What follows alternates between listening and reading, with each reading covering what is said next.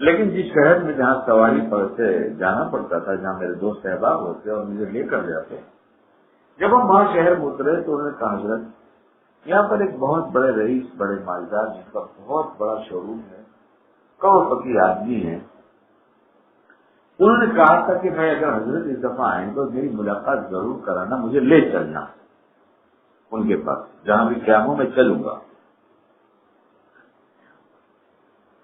حضرت نے سوچا کہ بھائی جب ایک آدمی نے، اللہ کے نیک بندے نے، اللہ کے ایمان والے نے ارادہ کر لیا ملاقات کا، تو کوئی ضروری کہ وہی ہے، نہیں طرح چلتا ہوں۔ کہنے لگا میں چلا گیا تو واقعی دیکھا بڑے وجیح تھے، یعنی خوبصورت، بڑے لمبے چوڑے، تندرست ایسے تھے کہ لگتا نہیں تھا کہ 65-70 سال کے ہوں گے، لیکن عمر تو ان کی وہی تھی۔ جب میں گیا سلام مسافر کے بعد انہیں اکرام کے ساتھ سب کو بیٹھا دیا اور کہا کہ بھائی معاف کرنا، مجھے حضرت سے کچھ تنہائی میں کہنا ہے، کیسے میری کیبن میں لے جائے۔ اپنی کیبن میں لے کر پہنچے اور پہنچتے ہی رونا شروع کر پکڑ دیا اور رونا کی، حضرت میرے لیے دعا کر دی، حضرت میرے لیے دعا کر دی۔ پوچھا کیا بات ہو گئی؟ کہنے کا اصل میں میری زندگی کا بہت بڑا حصہ امریکہ یا انگلینڈ میں گزرا، وہ میں بھول گیا۔ وہاں مجھے بری ایسی عادت لگ گئی کہ میں شراب کے بغیر نہیں رہ سکتا۔ میں 5 وقت نماز پڑھتا ہوں، میں جانتا ہوں شراب بری چیز ہے، اسے نہیں پینا چاہیے،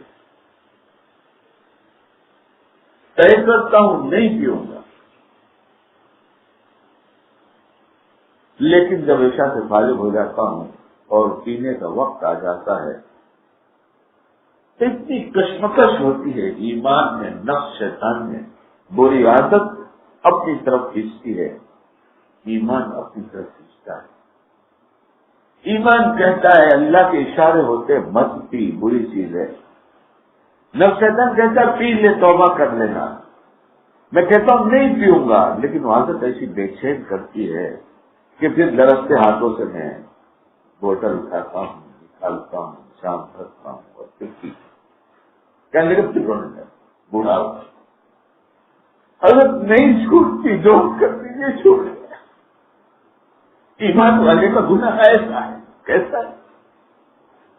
ایمان والے گناہ ایسا ہے کافروں جیسا نہیں ہوتا کہ انہیں ایک دفعہ بھی اپنے پیدا کرنے والے کا خیال نہیں آتا، جو چاہتے کرتے ہیں۔ ایمان والا ایسا نہیں ہے، ایمان والا جب کرتا ہے تو لرزتے ہوئے کرتا ہے اور کرنے کے بعد پچھتاتا ہے۔